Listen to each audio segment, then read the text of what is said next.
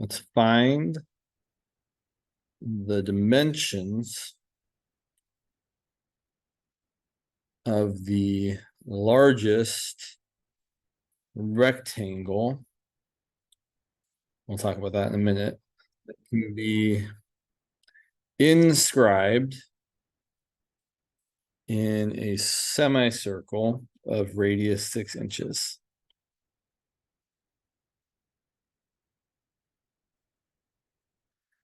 So when I say the largest rectangle, what do I mean?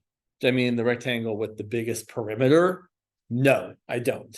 I mean the rectangle with the largest area. So typically when someone says the largest whatever, if I say the largest two-dimensional thing, I mean the thing of like that has the most area. So if I said the largest triangle, I also mean the triangle that had the most area, or the largest circle, most area. If I said the largest sphere or cone or cylinder, I would mean the thing that had the most volume. So typically the largest, when you say you want the largest such and such, you mean you want the biggest dimension it occupies to be maximized.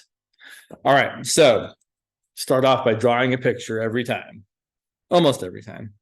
So when I draw the semicircle, I'm going to think about centering the center of where that circle would be at the origin.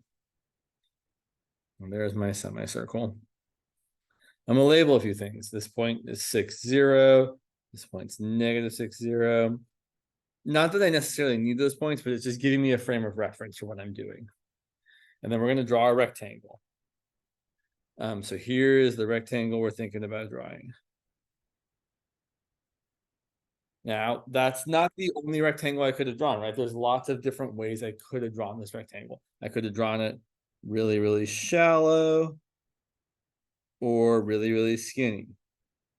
I've drawn one that looks like it might be close to the one that's having the most area, but the point is the base and the height of this rectangle aren't values we know, so we need to label them. And the typical way of doing this is to say that this point here that's on the semicircle, I've gone over x and up y to have a point that is x comma y. But then if we're going to find the area of the rectangle, this is where people make little mistakes. The area of that rectangle is not x times y. The area of the rectangle is 2x times y. So step one was I draw a picture. And then the next step would be, I guess, I hate labeling all my steps, but I guess it's not a terrible thing to do. I got the equation of the thing I want to optimize. And as usual, the thing I'm trying to optimize looks like it's a function of how many variables. Right. And I always say too many, because 2 is too many, right? If we're trying to optimize or maximize or minimize something, it really needs to be a function of one variable. I will step aside here and say, when you get to 16C, you will learn about how to optimize functions of 2 variables. But that is 16C, that is not 16A. So for now, 2 variables is too many. We need 1. It means we need a constraint. There is some limiting piece of information in all these problems. Here, the constraint is that we want that this rectangle is inscribed in the semicircle, meaning this point here can't be further out in the semicircle. It also wouldn't make sense for it to be further in. If you're trying to get as much area as possible, that point should be on the semicircle. So then we have to ask ourselves, what's the equation of the semicircle? Well, what's the equation of the circle? And this is something definitely, circle equations come up a lot. You should try to make yourself comfortable with them because they're not going away. Equations of circles are just going to come up over and over and over again. So the equation of this circle is x squared plus y squared equals 6 squared. Center to the origin with a radius 6. But then we want to solve for one of those 2 variables. And really, I should point out, it's not super important, but this is the equation of the whole circle, which we don't actually have.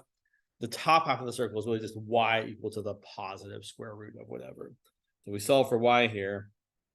Y squared is equal to 36 minus x squared. And then y is equal to the positive square root of 36 minus x squared. That's the top half. If you wanted the bottom half, it'd be the negative square root of 36 minus x squared. So great, that's what we're going to plug in for y in the thing we're trying to optimize. I know I say this every time, but I'm saying it again. The thing you want to optimize should not equal a number. The thing that's your constraint should be some sort of equation where one side has a numerical value, typically. All right, so now we've got area equal to 2 times x times, let's write this instead of the square root of 36 minus x squared, let's write it as 36 minus x squared to the 1/2 power. Because we know we're going to have to take some derivatives, so we might as well make it easier on ourselves. And I see here that I'm going to have to use the product rule. And so I would think of it as 2x as one piece, and this other business, 36 minus x squared to the 1/2 is the other piece. All right, so now we're going to take the derivative. Sure, I guess this was step 4. Okay, you don't need to label your steps. I'm just stupid about it. Step 5, take the derivative. So that's going to be product rule. The derivative of 2x is 2 times the other stuff. 36 minus x squared to the 1/2 plus 2x times the derivative of the other stuff, which is 1/2 times 36 minus x squared to the negative 1/2 times the derivative of the insides, which is negative 2x. And we're going to set that equal to 0. And it looks kind of messy. It is kind of messy. And we're actually going to see in a minute here a different way of attacking this problem, which I think is nicer, but is maybe not as intuitive. This is definitely the way you would normally approach this problem and make sense too.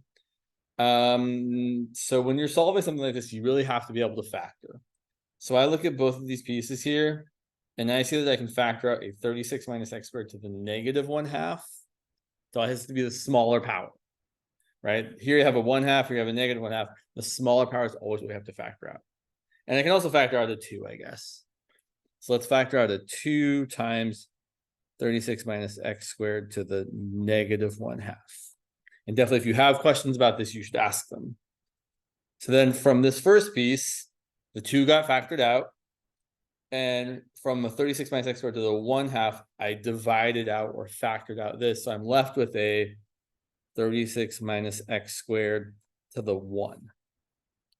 Which I always think about, if I multiply this back through, we add those powers, and negative 1/2 plus 1 is positive 1/2. So I did the right thing.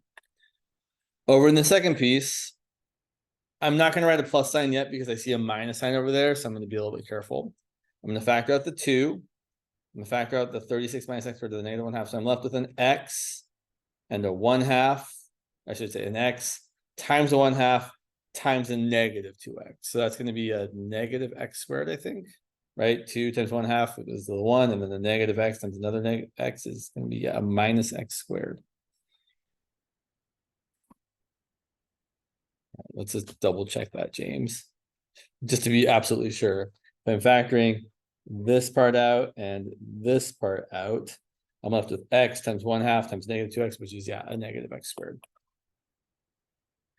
And now if we said that, if we simplify this even more, 36 minus x squared is 36 minus 2x squared. And then I'm going to write the 2 out in front. But then this 36 minus x squared to the negative 1/2, I'm going to write it in the denominator as 36 minus x squared to the positive 1/2. If we set that equal to 0, we can finally get to saying, okay, well, I just want the top to be 0. So 36 minus 2x squared equals 0. 36 equals 2x squared. 18 equals x squared. X equals the, you would say plus or minus the square root of 18, except we know x can't be negative because it wouldn't make sense to have a negative value for x. So x is going to be the positive square root of 18. All right, let's talk about all the things we still need to do, because we're not done. They said find the dimensions. We haven't even found either dimension actually yet. We haven't found the length, which is twice x, or the height, which is y. Which way do I want to do this? Sorry, there's like a couple. So I would say at this point, usually you should check to see if you have what you think you have. Meaning, we're trying to maximize the area. Does x equal to the square root of 18 actually maximize the area? And there's probably 3 different ways you could check.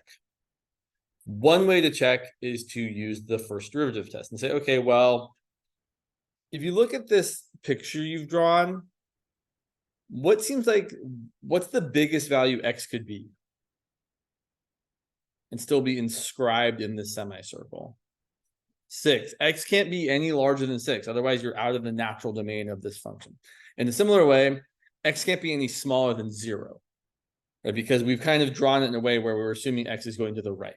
So it makes sense to say that if we're thinking about the domain here, x needs to be between 0 and 6. So one way to see, and I'm going to show you at least 2 of the ways, maybe the third way as well. We've talked about the third way already. One way to check this, check if it's a maximum, is to do the first derivative test. So on your domain, from 0 to 6, throw in your critical value. And the critical value was the square root of 18. And then we're going to check the derivative, which I'm going to write again so we can see it. Our derivative was kind of gross. It was 2 times 36 minus 2x squared over 36 minus x squared to the 1/2 power. And if I plug in the square root, or if I plug in a number bigger than the square root of 18, like, what's bigger than the square root of 18 but still less than 6?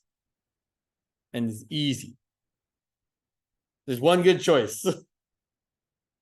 What's the next number smaller than 6 that you would pick? Is 5 bigger than the square root of 18? Is it? Believe in yourself. Yeah. Yes, it is. So the way you should think about it, though, is 5 is the square root of what? Right. Is the square root of 25 bigger than the square root of 18? For sure. So, okay, we're good. 5 is cool. So I plug in 5. 5 squared is 25. 2 times 25 is 50. 36 minus 50 is negative on top. On the bottom, 36 minus 25 is positive. So it is negative over there. And then let's make an easier choice between 0 and root 18. Let's pick 1. If I pick 1, 36 minus 2 is positive. 36 minus 1 is positive, positive, positive, positive. So my function is increasing, decreasing, which means I do have a maximum. Yes? Can you also tell, like, if the square root of 18 was in, like, the top, like we got from the top, so it has like an odd. Yes, yeah, totally. If you really, yes. So let me expand on what Nikki's saying there. So what Nikki is saying is, if we rewrote the top, I'm gonna do a little bit of factoring here. My top is really 2 times 2 times 18 minus x squared over the same terrible bottom. And then finally, I can factor the 18 minus x squared one more time as root 18 minus x times root 18 plus x, which I know is annoying, but is valid. And what I think you're saying, correct me if I'm wrong, is that since the root 18 is coming from this factor with an odd multiplicity, we know the sign is going to change when you go from one side to the other. Exactly. Yeah, you're totally right. Good observation there. So then this does show it's a maximum, right? Because it's increasing the check. Yes. Root 18, x equal to root 18 does maximize the volume. Area, sorry. Maximizes the area of the rectangle.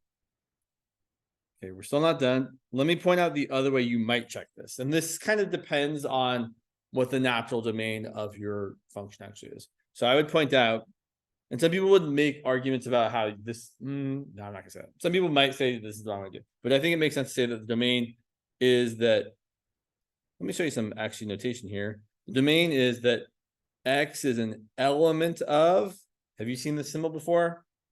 It's like a backwards E kind of.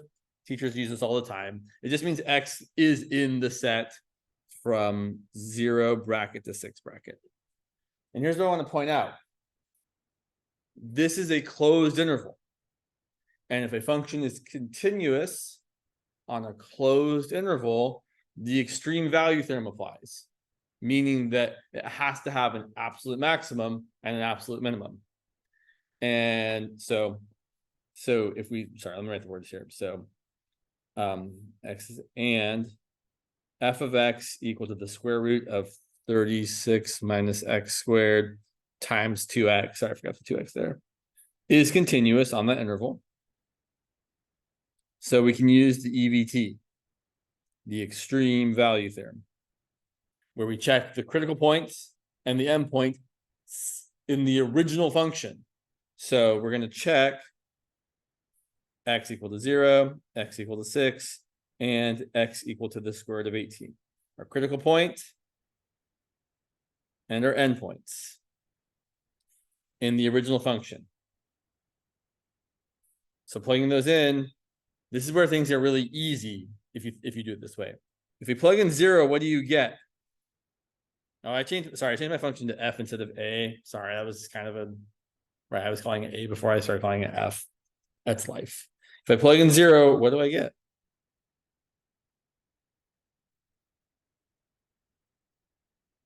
Two times 0 times the square. It doesn't matter. I said times 0. I'm done. The whole thing's 0.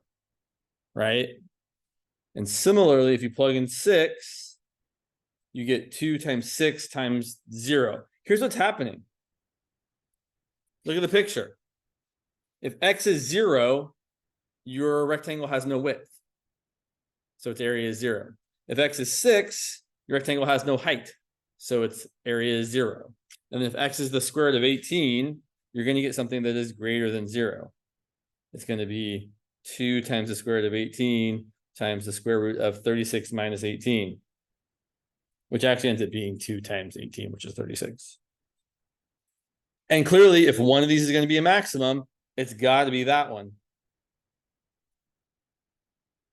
All right. The last thing I'll say about checking this, which I don't want to do for this problem. Welcome, Erica. Welcome, Peyton. Come on in. We're just talking about optimizing stuff here. The last thing I'll say here about checking this is the other way you could check this, although it's not a good choice here, is to use the second derivative test. You could take the second derivative here, which I don't want to do because it's going to be ugly, and plug in your point and see that it's that the second derivative is negative, so the function's concave down, so we have an absolute maximum or relative maximum.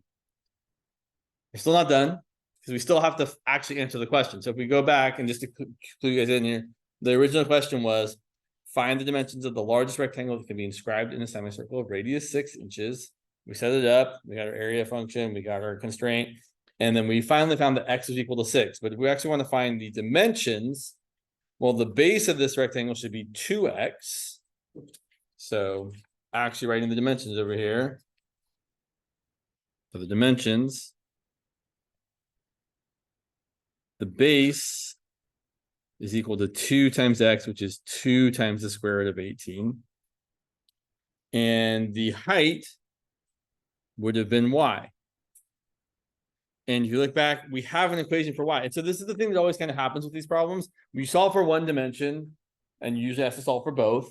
And then you go back and look at the work you did. Somewhere in the work you did, the other thing you want to know, you should already have an equation for, because you had to solve for it to get your constraint in terms of the other variable. So if you look back here, I've exactly got y equal to the square root of 36 minus x squared. So I'm just going to plug in my value of x there and then find the y value. So y is going to be the square root of 36 minus x squared, because we are using the fact that x equals the square root of 18. So then that's going to be the square root of 36 minus 18, which is the square root of 18.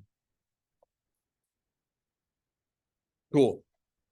So those are the dimensions of the rectangle with the most area inscribed in the circle, semicircle of radius 6. And now, because I should, let me mention that there's another way to do this problem that's completely different that most teachers usually talk about. Has he talked about this example in class? The reason I asked, it's a fairly typical example. Like maybe he used a different radius, but it's a pretty common example. So the other way to do this problem is to draw the same picture. And draw your semicircle. Draw your rectangle. And what we're going to do is we're going to say, instead of, well, I mean, we're still going to do the same thing. We're still going to call this y and this x. Say the area is 2 times x times y. But then what we're going to do is we're going to draw another line. We're going to draw a line from the origin. Sorry, I should say a segment, really, a line segment. From the origin to this point of where the rectangle touches the semicircle. And we're going to look at that angle. And we're going to try and write the area not as a function of x or a function of y, but as a function of the angle theta. So let me remind you all, what's the length of this red segment I just drew right there? I know I erased. What's the radius of the circle? 6 inches. That is just the radius length, right? It's from the center to the circle. So that length there is 6 inches. So now I want to try and write x and y in terms of the angle theta. So, you guys remember your SOHCAHTOA? Okay. Sine of theta in this picture should be which side over which side? Right, opposite over hypotenuse. So if I solve for y, I get 6 times sine of theta equal to y. All right, I want you all to do the same thing for x. Figure out which trig function to use to get the adjacent and the hypotenuse in there.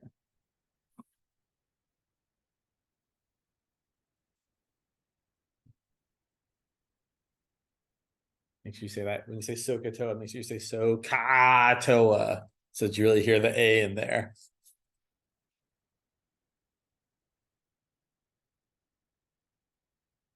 You should be getting x equal to 6 times some trigonometric function of theta.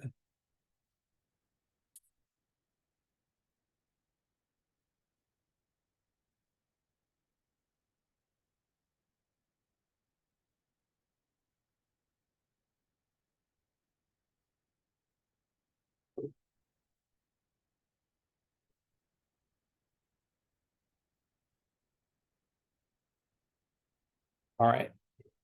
So let's see.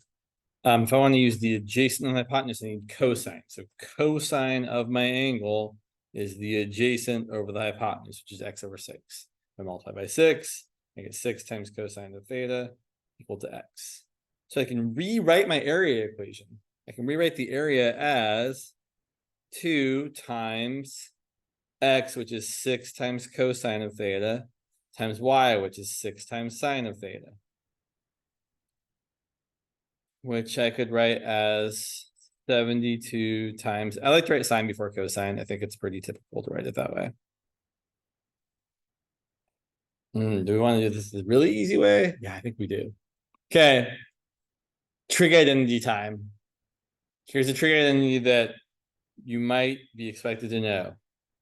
Sine of 2 theta is equal to 2 times sine theta times cosine theta. It is true. So what we can do here is we can see that this is really, I'm going to rewrite this one more time. This is really equal to 36 times 2 times sine theta times cosine theta. But look, that's exactly 2 sine theta. Oh, sine, geez, James, come on. Sine of 2 theta, sorry. Said the wrong thing. Sine of 2 theta.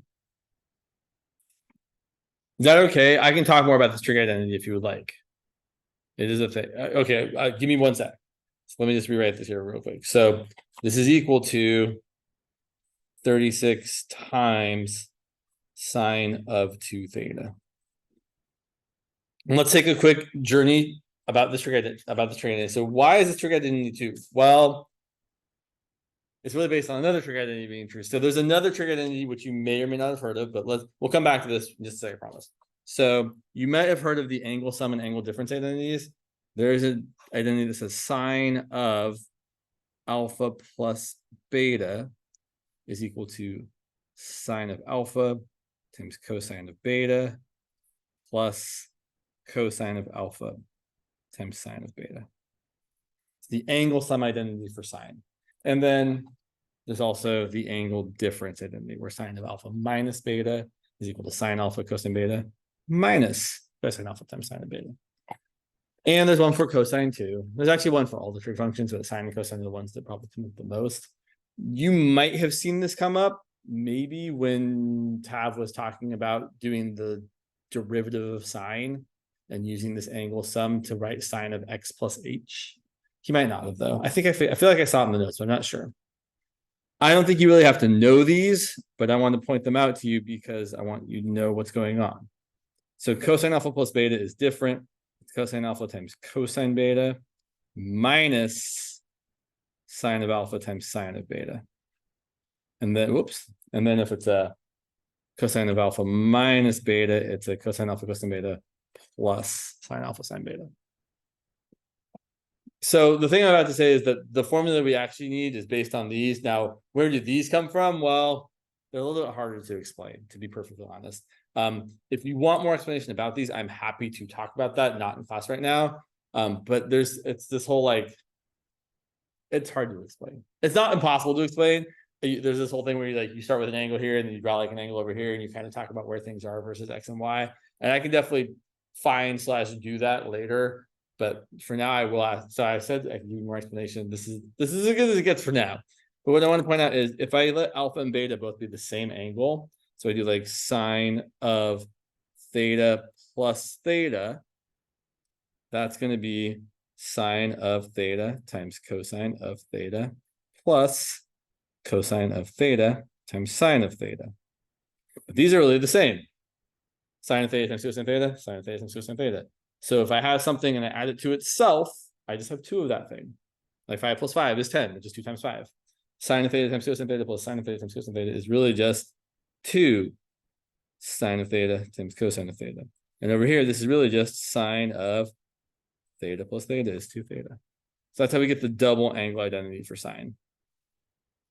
Since we're here, we might as well also point out that the double angle identity for cosine of theta plus theta is cosine of theta times cosine of theta minus sine of theta times sine of theta. So cosine of 2 theta is equal to cosine squared theta minus sine squared theta. Those are your double angle identities for sine and cosine. Do you need to know them? Probably not. But does it hurt to know them? No. Okay. Back to this. So we have our area as a function of just theta now. If I'm trying to maximize a thing, all right, so if someone says maximize a thing or minimize a thing, what does that mean to you? If I say, I want you to maximize this function, what should you do if I say that? After we've done all this work, I mean, like if you get to this place, I say, okay, maximize this, you're going to find the derivative and set it right. So that's the whole thing. If someone says maximize a function, you should hear, oh, I have to take the derivative and set it equal to 0 so I can find the critical points. Technically set it equal to 0 or undefined, but okay, fine. So we're going to take the derivative here. So a prime, the derivative of a is going to equal, I wrote a prime of theta because a is a function of theta. So let's see, it's going to be 36 times the derivative of sine of 2 theta is cosine of 2 theta times 2. Chain rule. Set that equal to 0. So really you're setting 36 times 2 is 72 times cosine of 2 theta equal to 0. The harder part about this one is you do have to know where cosine is equal to 0. Cosine is equal to 0 if the angle inside is equal to pi over 2. Or 3 pi over 2, but that would be too big, right? Because if you think about theta here, the angle theta should be between 0 and 90 degrees, or 0 radians and pi over 2 radians. Because bigger than that, then you're going over to the other side. So theta here is going to equal, well, I should say 2 theta is going to equal pi over 2, which is 90 degrees, because cosine of 90 degrees is equal to 0. And then finally, our angle here is going to be pi over 4. Pi over 2 divided by 2 is pi over 4. So I'm kind of in the way.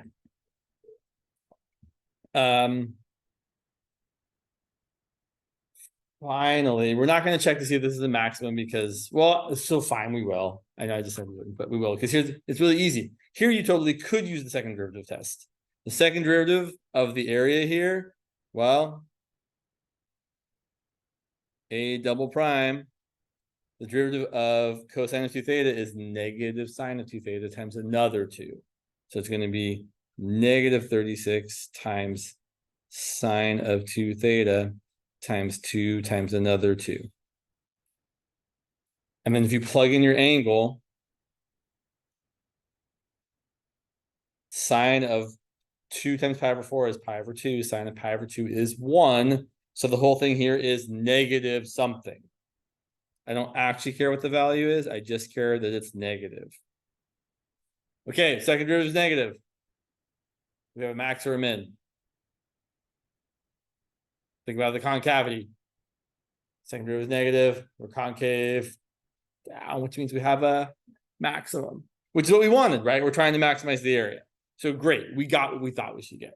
So yay, we have a max. And lastly, finally, for this problem, which I know has been going on for a good half hour now, lastly, we still need to find the dimensions. So then we would go and take our value of pi over 4 and plug it back into what x and y are equal to here. So the base, which is 2x, would be equal to 2 times 6 times cosine of my angle, pi over 4. Cosine of pi over 4 is root 2 over 2. So that's going to equal 2 times 6 times root 2 over 2. Cancel a 2 there and a 2 there. And that's equal to 6 root 2. Which is the same as 2 times the square root of 18, right? If we go back up here for a second, 2 root 18 is really 2 times the square root of 9 times 2, which is really 2 times 3 times the square root of 2, which is 6 root 2. So we are getting the same value, right? It's not any different than down here. And then finally, the height, which was y, is equal to just 6 times sine of theta. So 6 times sine of pi over 4. Sine of pi over 4 is also root 2 over 2. It's my favorite thing about pi over 4 is that sine and cosine have the same value. And so you get 3 root 2, which is exactly the same as the square root of 18. Yeah. He hasn't like really done this one in lecture, but if we did it like this on the test. Totally valid. Okay. Yeah. Now, here's the thing about this, and this is there's a lot of things in math. And when there's two ways, usually there's one way that is more intuitive, which is I think the first way of doing this is the more like natural way of doing it. That's how I would have thought of it every time. But it's more computationally complex. Whereas this second way is a little less obvious to come up with on your own. Like I wouldn't have come up with this on my own if someone hadn't showed it to me years and years ago. But once you do it this way, I think the actual computation, the finding the derivative, the setting equal to 0, as long as you're comfortable with trig, is easier in some sense. So sometimes you have two routes, and one way is harder to come up with, but easier to do. One way is easier to come up with, but harder to do. You got to make a choice. Either choice is fine. You can do this one either way and be totally right and have done all the right work. Let's look at more examples. Unless there's other questions about this. Okay. Trigonometry. Let's look at that one. Let's say, sure. Number 2, a right triangle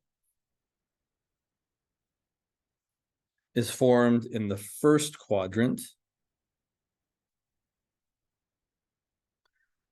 by the x and y axes,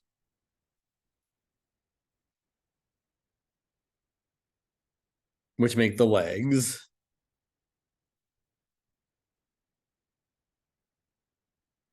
and a line passing through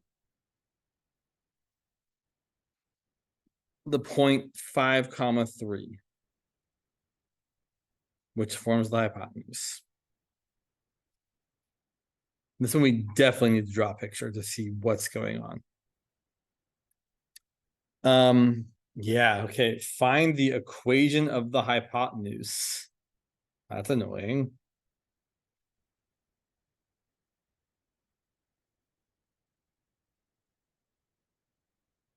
That minimizes the area of the triangle.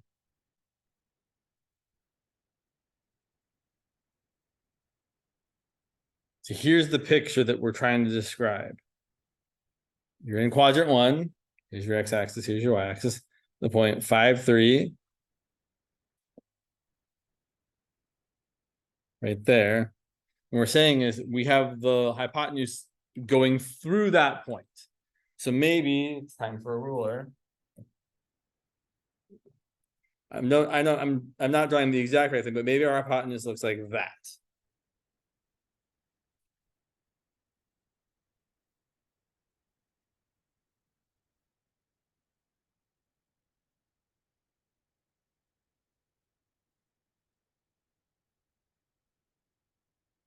Ugh. Okay. I gotta label some things here. So what I would probably start by doing is labeling this point here as x comma 0. I don't know if that's really the right, that's a fine choice. And let's call this, that's the length of y, that's the length of x, so let's call this 0 comma y. Well, certainly I can write an equation for the area of this triangle based on just my labeling so far. It's not going to be particularly useful so far, but the area of a triangle is 1/2 the base times the height. So see 1/2 times x times y. And I know Eric and Peyton missed the first time I said this, I'm going to say it again this time. How many variables do I have in my equation of the thing I want to maximize? Too many, right? If you got 2, you got too many. So I have too many variables. I need a constraint. I need an equation that relates x and y. And I'll be frank, I haven't done this problem in a while, so I don't remember exactly how it goes. I feel like it's a little bit hard to come up with. But here's what I probably need to do. Often it's helpful to draw segments or lines kind of connecting things you know and don't know. I probably feel like I need to draw this little thing here and here. It seems right to me. And maybe is my label, did I make poor choices for my labeling? I might have made poor choices for my labeling. I might go back and actually make a different choice here. Yeah, because that's going to be super annoying. Sure. So here's what I think I might actually want to do, just so you guys can see this here. I might, instead of calling this x here, it might be more useful to actually label this part here as something else. Is that? I'm sorry. I'm just kind of thinking about how I want to do this. Yeah, we'll stick with what we got. Okay, so I know this whole entire length is 5 plus this little bit here. So here's what I'm trying to set up some similar triangles. So I know that this triangle and this triangle and the big triangle are all similar to each other. I'm going to try and use that to get an equation relating x and y. So let's go big triangle first. Big triangle, let's just say base divided by the height.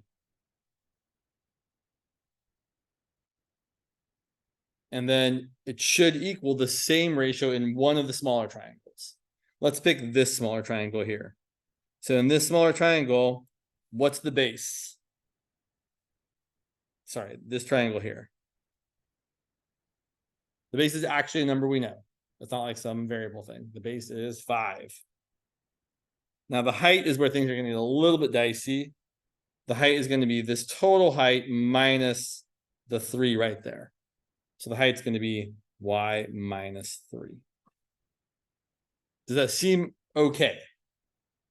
If you prefer, although we're not going to write this down, but if you preferred, we could have done the height as 3 and the base as 8. Oh, no, the base seems, yeah, as x minus 5, which also would have worked just fine.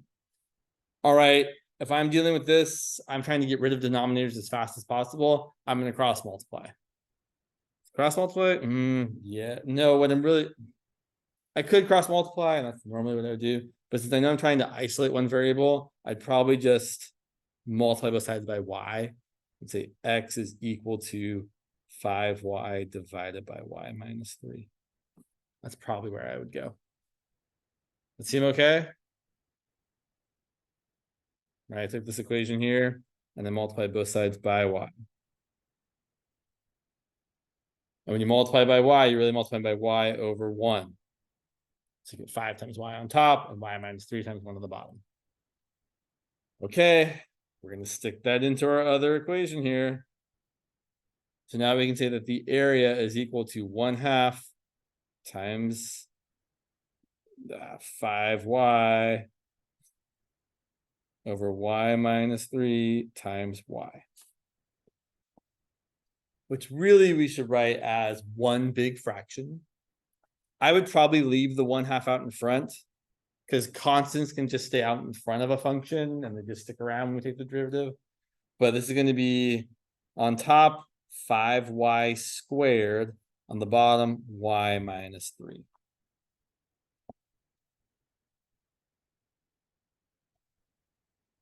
If you have questions, you should ask them. All right. Time to take some derivatives, right? We're trying to maximize the thing. Now we have area as a function of just y. It's 5y squared over y minus 3 times 1/2. Now we're going to take the derivative. We're going to have to use the quotient rule. So I would leave the 1/2 out in front, right? I've got 1/2 times some stuff. The derivative is going to be 1/2 times the derivative of all that stuff. All right. Bottom times the derivative of the top, which is 10y, minus the top, which is 5y squared, times the derivative of the bottom, which is just 1, all divided by your denominator squared. Interesting. Oh, interesting. So simplifying here, a prime of y is equal to, let's just leave that 1/2 out in front. If I simplify the numerator, distributing the 10y, I get 10y times y, so 10y squared. 10y times negative 3 is minus 30y, minus 5y squared, all divided by y minus 3 squared. And then that's going to be, I can simplify the top as 10y squared minus 5y squared is 5y squared. So I've got 5y squared minus 30y, still divided by y minus 3 squared. And then finally, I can factor out a 5y from the top. And I've got 5y times y minus 6 divided by y minus 3 squared. All right. And so let me ask, so let's talk about critical values here. I see 2, maybe 3 critical values. What's one of them? 0, definitely. What's another one? Yeah, 3 we'll talk about. And what's another one? The last one. For the same reason that 3 is. 6 also. Well, similar reason. I'm looking at setting each factor equal to 0. So 0 is because if I plug in 0 there, I get 0, the whole thing equal to 0. If I plug in 6 minus 6 is 0, and 0 times everything else will be 0. If I plug in 3, it's undefined. And yeah, we want to include that, but we'll talk about why it's probably not going to be the right choice. So those are my, whoops, you can't see them, sorry. Those are my 3 critical values. Sorry, if I'm ever in the way or you need to see something, you can, like, I can move. I should do that. I'm a little too far away. Like I'm getting like craning your neck. I hate that. It's not quite as bad as nails on the chalkboard, but not great. Sorry, is that a little better? Yeah, okay. So if y was 3, our line would look like this. That's not going to give us a triangle. Also, if our line was 3, sorry, if y was 3, then x would be 15 divided by 0, which would also be a problem. So y equal to 3 is out. If y were 0, then we would have our line through that point there starting there. And that's also not going to really give us what we're looking for because there's not going to be any end to it. Right? You're going to have an infinitely large triangle, which is not going to minimize the area. So it looks like y equal to 6 is probably the only realistic solution here. Now, again, you have options about which way you're going to show you have a minimum. You could do the second derivative test. I don't want to do that. Taking the next derivative of this seems like a terrible choice. You could try to see if this has a closed interval domain here. I don't really feel like it does.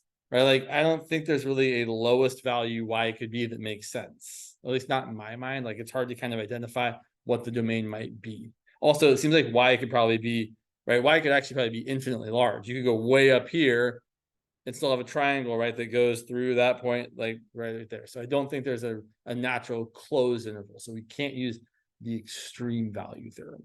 But we can do the normal kind of first derivative test. So I always run out of room. I need to write. No, I don't. I don't need to write smaller. Writing smaller is not the right solution to the problem of me running out of room. I need bigger pieces of paper is what I need, but that's not an option. So I'll just use more paper. So check. Does y equal to 6 actually minimize the area?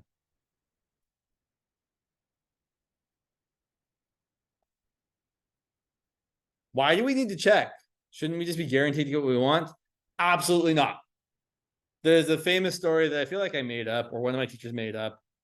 It's like a pretend famous story of some engineer designing an airplane, trying to maximize the area of the wingspan and taking the derivative and setting it equal to 0 and not checking to see if it was a maximum. And the Air Force designing a plane that had little tiny wings and couldn't fly because it was a minimum area. So I don't think it's really true, but like the point is you're supposed to check, because if you don't check, you might build a thing that has the wrong kind of thing where you want to get a maximum area instead of a minimum area. Anyway, does this minimize the area? Well, let's take a look. So on our number line here, for our derivative, it doesn't make sense for y to go any lower than 0. So there's kind of a natural cutoff at y equal to 0. But there isn't a natural cutoff on the other side, right? Like we kind of said in our picture there, y could go as high as you wanted, and you would still draw a triangle that made sense. So 0 we're not going to pick values lower than 0. And then there's our critical value of 6. And our derivative, if I remind you, is this. Oh, but I should look. Oh, I should be careful here. Even though 3 is not a real critical value, or one that we're considering as part of like the one we're going to take, it still affects the sign of things. So I should at least look at what's happening with 3 there. Is that a vertical?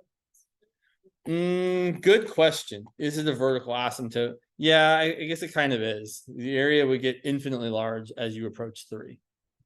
So if I pick a number bigger than 6, like 10, my derivative is a positive times a positive divided by a positive, which is positive, which means my function would be increasing. If I pick a number between 3 and 6, like 4, a positive times a negative divided by a positive is going to be negative overall, decreasing. If I pick a number a little between 0 and 3, just to see what's happening over there, like 1, positive, negative, still positive on the bottom, so still negative over here, so still decreasing. So it certainly looks like, oh yeah, y equal to 6 minimizes the area of the triangle. All right, we found our critical point. We checked to make sure it gave us what we wanted, but now we actually have to find the thing they asked us to find. So usually at this point, I have to go back and read the question. And what did they actually ask us to find? They asked us to find the equation of the hypotenuse that minimized the area. Really, they should have said the equation of the line that contains the hypotenuse, right? Because you're looking for the equation of the entire line, not just the thing that starts there and ends there. Okay, great. Well, we have everything we need. We have 2 points. We have the point that y is 0, 6, and the other point is 5, 3. Oh, sorry, thank you. Yes. So those are our points. And so then we have to find the equation of this line, which isn't too terrible. Our slope is going to be the difference in the y's, 6 minus 3, over the difference in the x's, 0 minus 5, which is going to give you 3 over negative 5. Oh, good. My slope is negative, like my picture indicates it should be, right? If you look at the actual line we drew, that line definitely has a negative slope. So things are matching up with what I've drawn. And then our equation is really easy because we already have the y-intercept. So we lucked out here, right? We made the right choice for our setup that gave us the nicer value when we did it. So our equation of our line is going to be y equal to negative 3/5 x plus 6. Easy peasy. Right? I could have done, y minus 3 equal to negative 3/5 times x minus 5. But if you have the y-intercept as one of your points, I would encourage you to use it because it's going to be easier that way.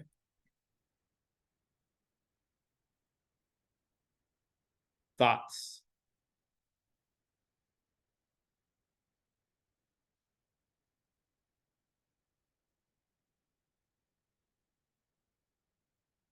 Okay. More problems. More money, more problems? No. Okay, all right.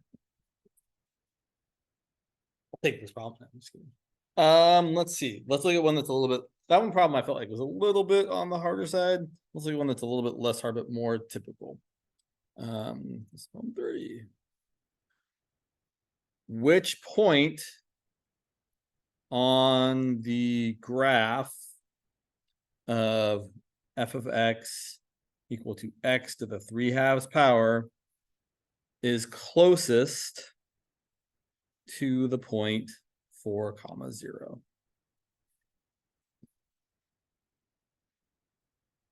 I'm going to try to graph it. What's x to the 3/2 look like? Oh, it kind of looks like that. So it kind of looks like this. There's my f of x. And then over here is the point 4, 0. So here's the deal. It's almost never like a straight horizontal or vertical line. There's some point on this graph. It's probably right about there, although I don't exactly know where it is, that is closest to that point there. If you're trying to draw it so it looks right, what you should be looking for is the line segment you're drawing between the 2 points should essentially cut through the curve perpendicularly. Again, you don't have to actually know that to draw it, but if you're trying to draw it to look nice, that's actually what we're looking for, so that this would make a 90-degree angle with the graph it's going through. All right. So what do they didn't tell us to minimize or maximize something. They just said find the point that's closest to this other point, or find the point on the graph that's closest to that point there.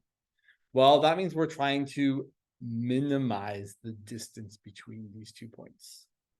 The point I know, and the point on this graph, which I don't know.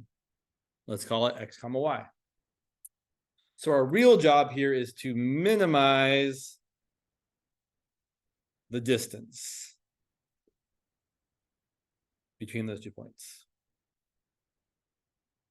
Between the unknown point xy and the known point 4, 0.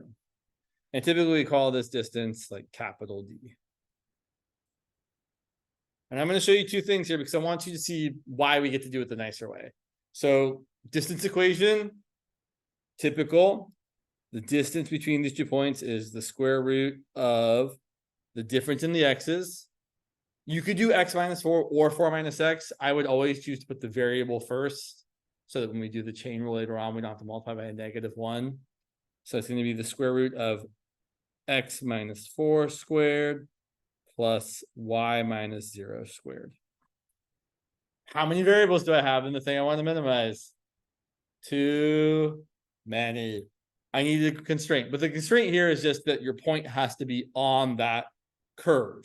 And we know that the equation of the curve is y equal to x to the 3/2.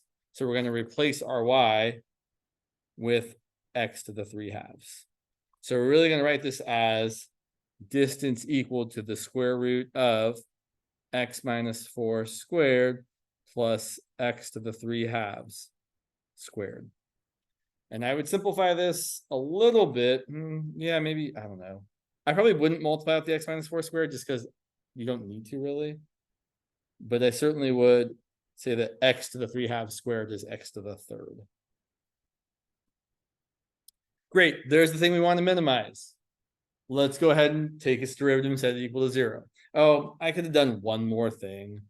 I could have said this is x minus 4 squared plus x cubed, all raised to the 1/2 power. Something I want to point out here. This value is never 0. Let me say this again. If you look at the distance between that point and that point here, could that distance ever be 0? Is there any point on the curve that is actually the same? No. So it's really nice to see that this thing here is never equal to 0. And we're about to see why that's important. So I take the derivative here, the derivative as a function of x. Okay, it's going to be 1/2 times all that stuff to the negative 1/2 times the derivative of the inside. The derivative of x minus 4 squared is 2 times x minus 4 to the 1st times 1 plus the derivative of x cubed, which is 3x squared. Let me simplify this for you just a tiny bit. I'm going to write this part on top. So I'm going to have 2 times x minus 4 plus 3x squared divided by 2 times x minus 4 squared plus x cubed to the positive 1/2. I'm just bringing that down to the denominator.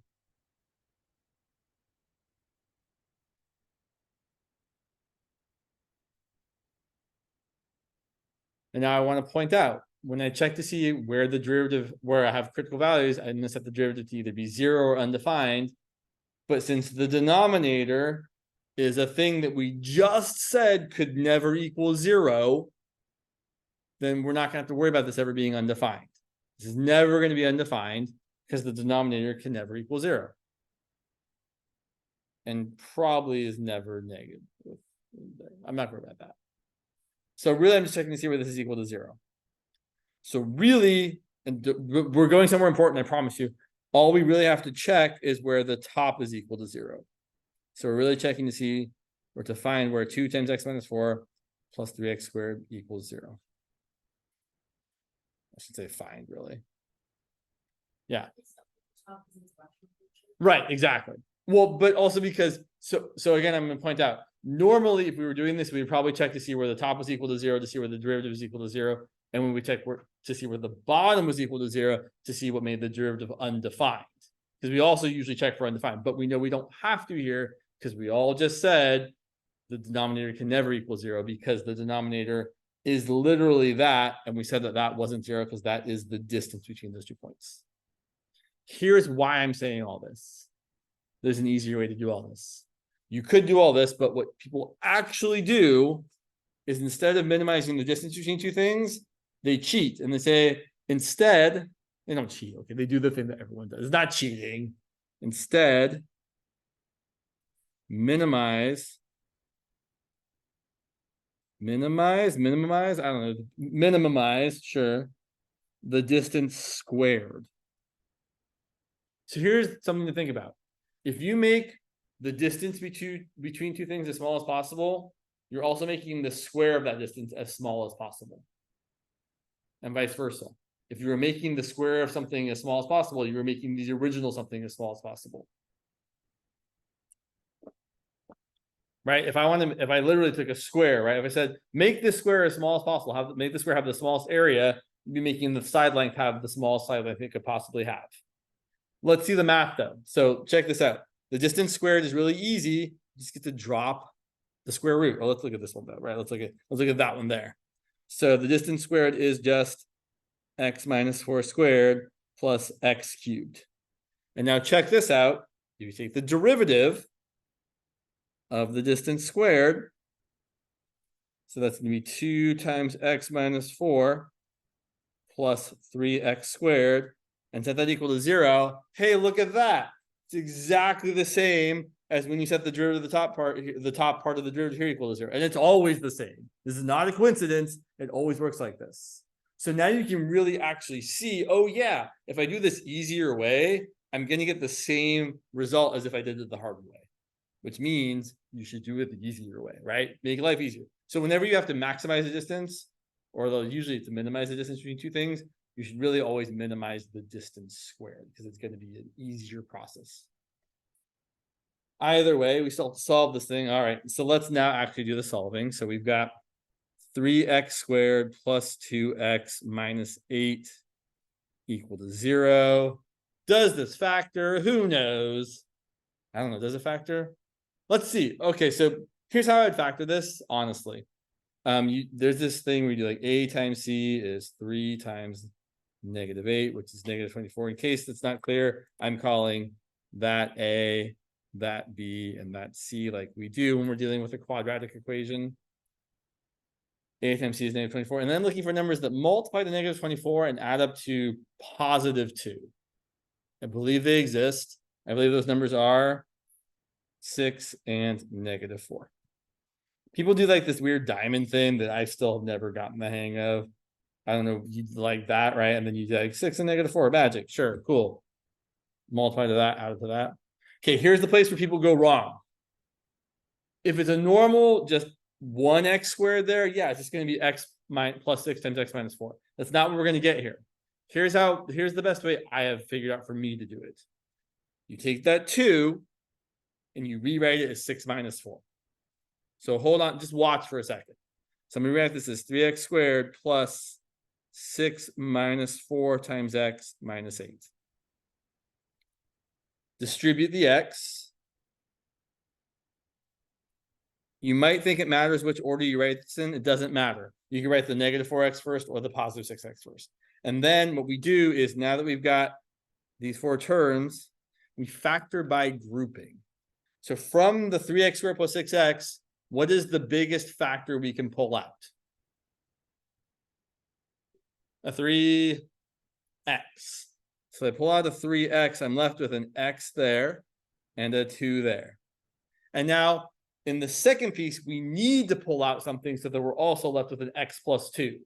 So what can we factor out from the second part here? A 4, but if I do have 4, I'm going to have a negative x minus 2. I'd rather factor out a negative 4, so I'm left with a positive x plus 2. When you do it this way, the things left over have to be the same, so that then from this piece and this piece, you can factor out an x plus 2. If you don't like the way I've done this, that's totally fine. If you have a different way that you prefer, you should do it that way. But this is the way I have seen that makes it make relative sense to some people. So our critical values are x equal to negative 2 and x equal to positive 4 divided by 3.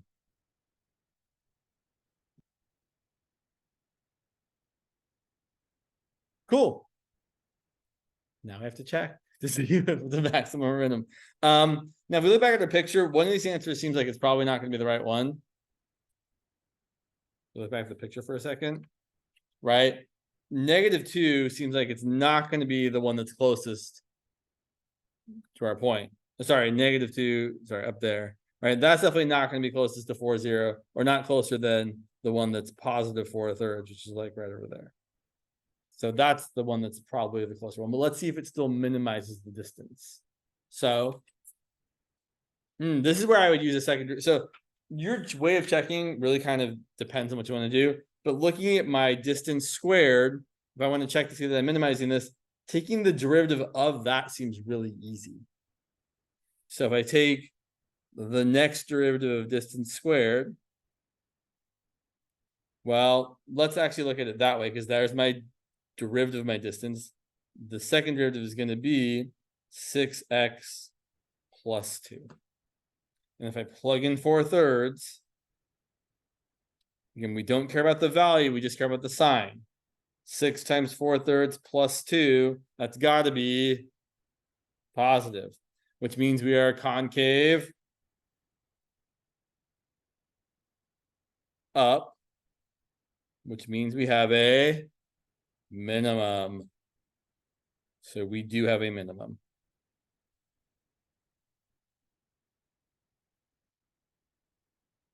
All right, and then I always have to go back and read the question, because I'm like, what am I actually supposed to be doing? They said they wanted us to, which point on the graph of f of x equal to x to the 3/2 is closest to the point 4, 0.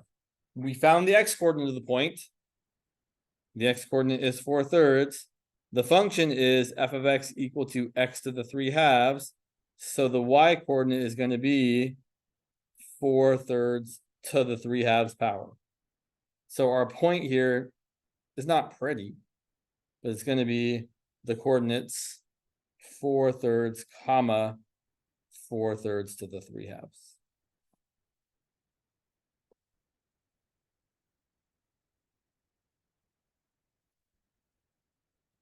On a test, I would totally think that's wrong. Like, I would totally do the work and then like, there's no way that's. Why not? Because the second value is not nice? Yeah. Okay. Sure. But yeah. It's typical that the second value is not going to be nice in these kind of problems.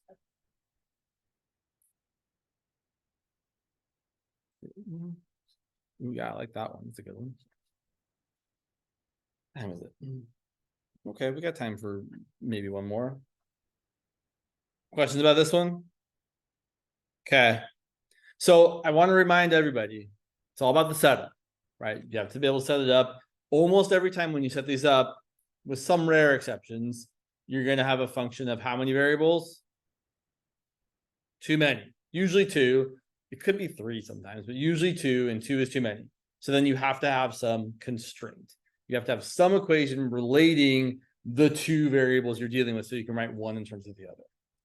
Then you plug in, and you get a function of one variable. Then you have to do all the calculus where you take the derivative to set it equal to 0 to find your critical values, and so on and so on.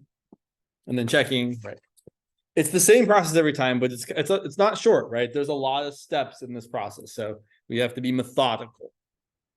Yeah, let's look at this example. Let's find the dimensions of the largest cylinder. So when I say the largest cylinder, I mean the cylinder with the most what? Area or volume? Volume, right? A cylinder has volume. I'm talking about maximizing the volume. Largest cylinder that can be inscribed in a sphere of radius 6. Okay. So I will point out here, it actually doesn't make a lot of sense to draw this three-dimensionally. I'm going to for a second, but then I'm going to show you the actual useful picture we draw. So here's my sphere. And the cylinder I'm inscribing inside of it maybe looks like this.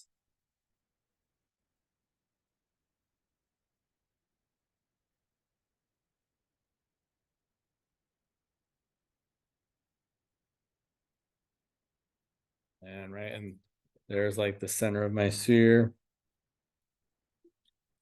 And so the sphere has a radius of 6. The cylinder, we don't know the dimensions, right? The cylinder, there's the height, and there's the radius of the cylinder, which I'm going to call little r. But really, a better picture to draw is what people might call the two-dimensional projection onto the xy plane. Basically, I'm just going to flatten this thing up, flatten out and draw it like a rectangle inside of a circle instead of a cylinder inside of a sphere. So really, the better picture is this. When you're drawing circles or semicircles, you typically want to center them at the origin of your xy plane. Sometimes a different choice might be made, almost never though. And there's my cylinder of radius 6, and here's there's my sphere of radius 6. Here's my cylinder inscribed inside it. Okay. Labeling stuff. So how do I want to do this here? Yeah, sure. So I'm calling this entire thing the height, and this the radius here. Usually it is helpful to try to find a point where kind of things touch each other. Meaning I really want to look at that point there. Gosh, just pen all over my finger there. Sorry, anyway. So here's what I would say. At this point, I've gone over how much? What's my x coordinate of that point? I haven't gone over 6. That's right. In fact, right, that's over 6. It's a variable, not a number. I've gone over r. Okay, here's a slightly more challenging question. I've gone over r. How much have I gone up? It's not the whole height. It's half the height. It's kind of annoying. That's what we've got. Okay, so let's think about what we want to maximize here. Maximize? Maximize, yeah. We're trying to maximize the volume of the cylinder. Okay, the volume of the cylinder is an equation I think we're expected to know. It's the area of the circle times the height of the cylinder. So pi r squared times h. And as usual, we have too many variables. So we need a constraint. And a lot of the times, especially in these inscribing problems, the way you figure out what the constraint is you draw a line segment, usually from the center of your deal to where the things touch each other. Meaning, I'm going to draw the line segment starting from the origin to exactly the point of inscription there. Yeah, where the cylinder is touching the sphere. Oh, look, we've got a right triangle.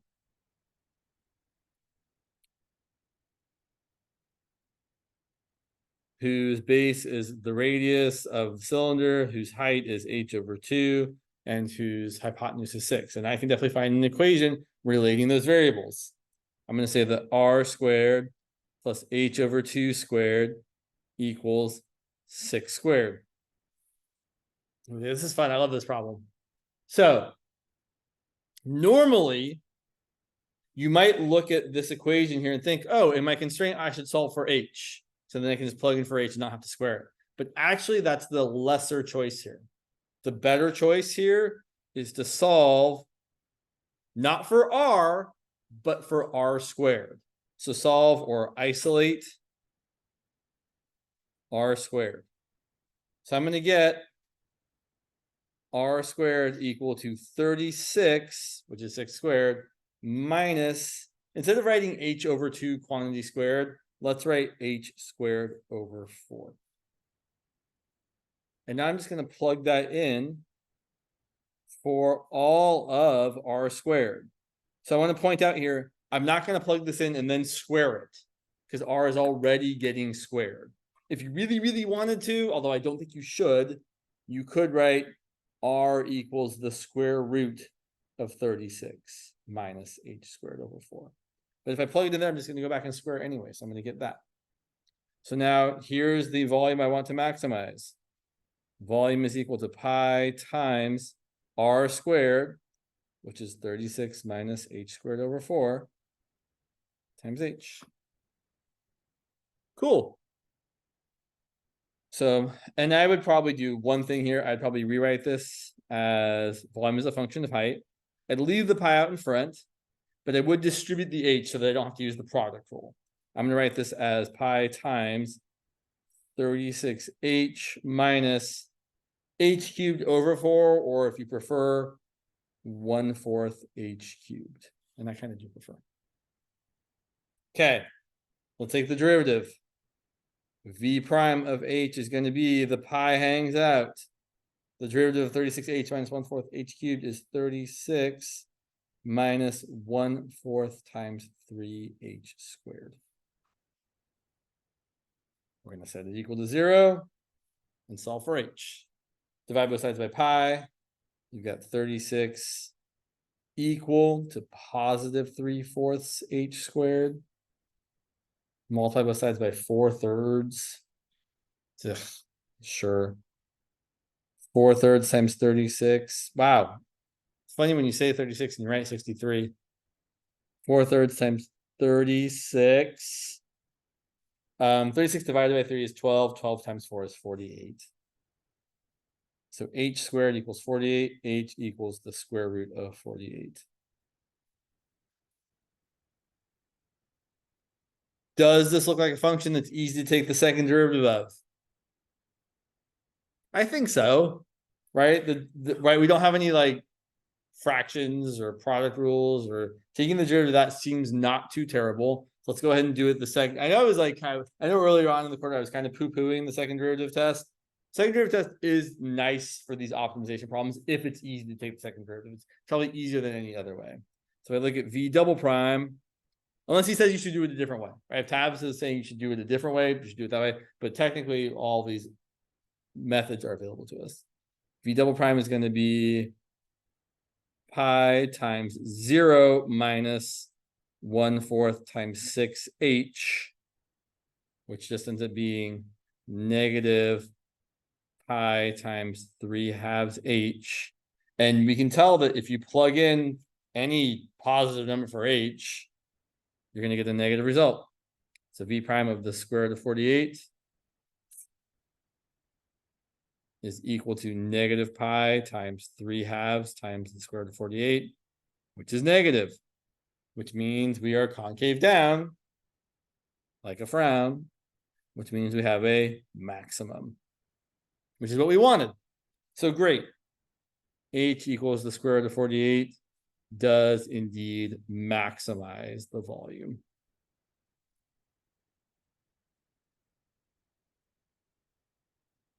All that's left is to finish the question by finding the dimensions of the largest cylinder. We found the height, we still need to find the radius. So then we go back and say, okay, well, where's the equation? So this is the one place where you would have actually had to have done this right? So if I was looking back there, I would have said, oh, r squared equals 36 minus h squared over 4. So then r is going to be the square root of 36 minus h squared over 4 if I hadn't already done that. So my radius is going to be the square root of 36 minus my h squared over 4, which is the square root of 36 minus 48 over 4. 48 divided by 4 is 12. So square root of 36 minus 12, which is the square root of 24. Cool. And that is the answer of the dimensions that maximize the volume of the cylinder inscribed in the sphere of radius 6. All right. No, fair point. So I wouldn't because I'm lazy, but you were right. We totally could simplify these more. Technically, I should say that H is, let's see. Right. So I might see this as, yeah, 4 and 12. And then 12 actually you can factor again as 4 and 3. So the square root of 4 is 2. The square root of 4 is 2. 2 times 2 is 4. So I really have 4 root 3 there. And then similarly, and that's what inches. I didn't say units, so we'll just not have any units. And then the radius is going to be the square root of 24, which is really the square root of 4 times 6, which is 2 root 6. I don't think it's super important to simplify these, but if you need to simplify them, then you need to simplify them. Were there like maybe questions that were like, for example, say the largest cylinder is inscribed, but it won't be a rectangle specifically? Like, could that be right? So it really kind of depends. I will say there is a question of involving, so depending on inscription kind of problems, the ones that are typical are inscribing a cylinder in a sphere, which works out like this, a cylinder in a cone, which is similar. There's a right triangle in there as well. And then the other typical one is a cone in a sphere. And that one's a little bit weird. But no, most of them you're always able to draw kind of a right triangle thing and get some relation. The way you find the relationship between your radius and your height is typically by drawing some sort of right triangle, by connecting the center of whatever is going on to the point where the inscribed thing touches the thing that's inscribing it. Yeah. I will say for the cylinder inside a cone, it's always the way you think it should look, meaning, right? So if it's a cylinder inside a cone, it should be inscribed like this. There's your cone. There's your cylinder. You don't want to make it like sideways, is what I'm trying to say. That's how it should look. Not like, right, you shouldn't do something weird like this. Right. This is not the way you should be inscribing a cylinder inside a cone. Not that you couldn't, but I think someone I know, or maybe myself, did the math one time, and you don't get a maximum volume doing it this way. Right. This is definitely not the way you get the cylinder with the most volume.